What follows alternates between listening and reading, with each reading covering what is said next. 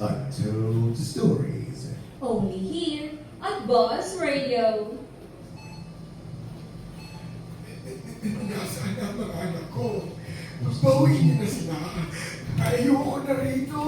Tay, kumalma lang po kayo. Yung sabi niyo po baka matanggal. Tawagan niyo na si Gina at si Julius. Sir. Pakiusap na. Sir, Miss na miss ko na ang mga anak ko. sige po, tatawagan mo namin. Ngayon na. Sige naman. Tawagan niyo sa ang mga anak ko. Opo tayo, tatawagan mo namin. Kumalma lang kayo. Hello po? Hello? Rinig po ba ako? Ayun, inaantay na po kayo ng tatay niyo. Opo, uwi na rin po kayo. Ay, tayo, sabi mo nila kay Nurse Aya, o namin na Tulungan si mo na ito. Eh, wala na po sumasagot sa tawag eh. Kawawa naman si tatay. Wala naman tayo magagawa. Sir? Pasyente! Si tatay? Sir? Tatawagin ko si Sa Doc. dati! Doc? Sir! Doc? Sa dati! Doc, yung pasyente! Tatlong bagay lang ang sinasabing mahalaga para maging masaya. Pamilya, pangarap, at pagmamahal. Ngunit madalas, ito rin ang ating nalilimutang pahalagahan. Tunghayan natin ang kwento ng Pamilya Reyes. Isang pamilyang hinubog ng pagmamahal. Ngunit paano kung ito ay biglang naglaho? Hanggang kailan kaya masasayang ang panahon at mga pagkakataon? Hanggang sa muli, hanggang sa muli. Ay, ako. Baranda, masakit na naman ang sipora mo. Puro ka na lang kasi mga dahon-dahon. Ay, napasobra lang ang kamoting nakain ko. Magkali ka naman kasi kahit minsan dati. Palagi na lang gulay. Eh baka hindi ka na mamatay niyan. Eh, ganoon ba? Ako, ayos na rin yun. Ako natagal kong makakasama ang mga anak ko. Hindi ka nga kinukumusta. Lalo na lang si Gina. Eh, kasalanan Ay, ko. lalo na lang.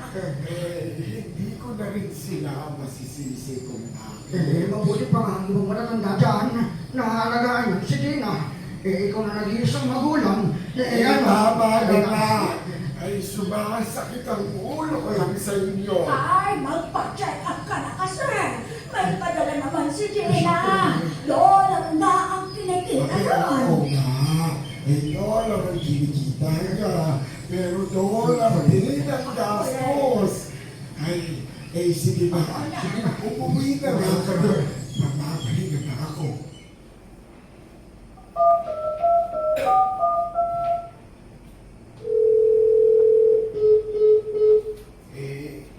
Busy siguro si Gina. Oo, baka naman.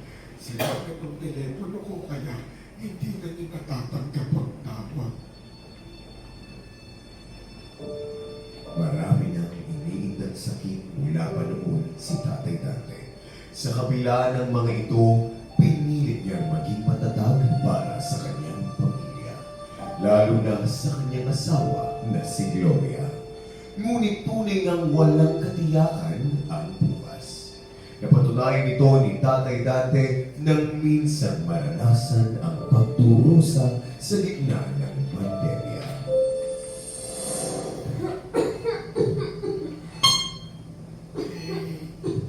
Gloria, ikaw ngayon magpahinga muna. Kanina mo pa ako inaasikaso. Ikaw din ang panay may sakit. Kamilig ka Baranda. Alam mo namang malakas pa ako sa kalabog. Oo na.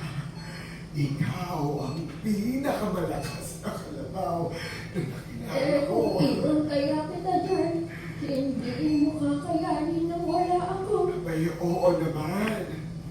Kaya nga, ikaw ay magpahinga rin. Sana negative na tayo pareho. Oo nga, baka mahirapan ang magbayad sila Gina. Gloria, kung mawawala man ako. Ay, sus, hindi ba? Malabo, ako pa ang maunang mawala dahil sa consumption ko sa Ako iyo. naman, tigilan na nga natin ang ganyang usapan. Matulog na tayo. Sabay tayong makalalabas ng ospital. Sige na.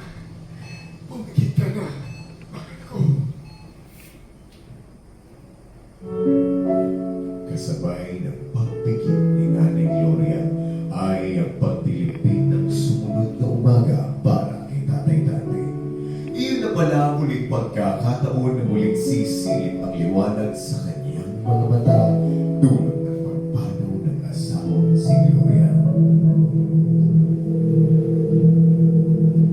Hello? Sino to? Ito po ba si Miss Gina Reyes? Oo, ako nga. Sino to? Ipinapaalam na po namin ang tatay niya po operahan. Ano mo operahan? Operasyon na naman? Alam naman ito ng kapatid ko? Kaya na lang po Ano ba naman yan? inaantay na po kayo ng tatay niyo. Siguro nga, oras na para hanapin ko si tatay. Ate! Julius! Tumawag ang ospital! Ate, ano bang sinasabi mo? Hindi kita maintindihan. Si tatay yung operahan! Julius naman! Bakit hindi mo inaalagaan si tatay? Upo ka nga muna ate. Kuha ka na ng tubig. Bakit hindi ka natatalanta? Wala na nga si nanay, pati si tatay na titiis mo! Hindi kita naiintindihan ate ha. Bakit pa bakit ka lang? Julius, si tatay yung operahan! Magpatawad naman na tayo! Ate, sino nagsabi na Ang sa kulit mo ospital naman. ko para sa tatay? Tumawag nga ang ospital! Bakit hindi mo alam? Ate naman, nanay. Kung ayaw mo pa rin kumilos, pues, ako na lang ang pupunta kay nanay. Po, inaantay na po kayo ng tatay niyo. Umuwi ka lang po kayo. Excuse me, anong room number si Nanay Reyes? Bakit nataraw po? Check ko na po nga ba? Sige na, please. Hindi ma. Oh, Wala po lumalabas sa system namin. Dati. nandito ang tatay namin. Pakicheck nga ulit. Oo, sige. Oo, ano na?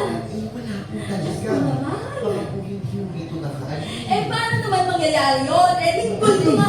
Oh, Julius, hindi raw dito naka-admit si tatay. Pero imposible yun. Dito naka-admit si tatay dahil lagi nila ako tinatawagan. Ano ba, Julius?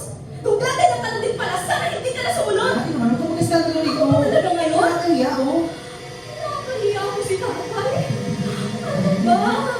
Maiintindihan niyo rin tayo. Hindi na lang kasi tayo ng tawad.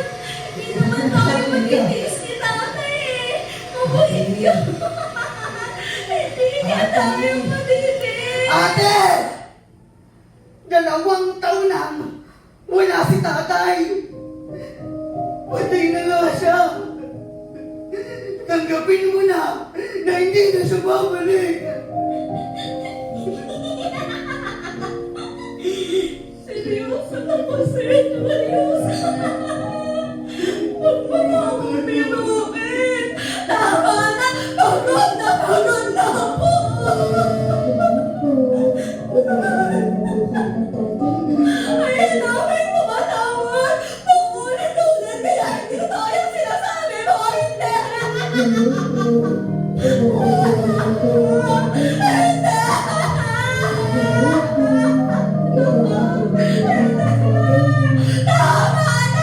Tumigil ka na!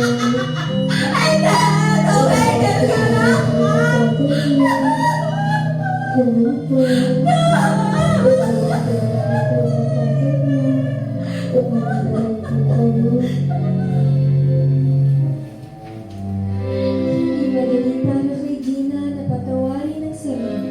Hulihan ang lahat para sa kanila ng kanyang ama. Muling sumilang ang pag-asa sa kanyang puso. Sa tulong ng kanyang kapatid at mga profesional na nagulay niyang bitawan ang nakaraan.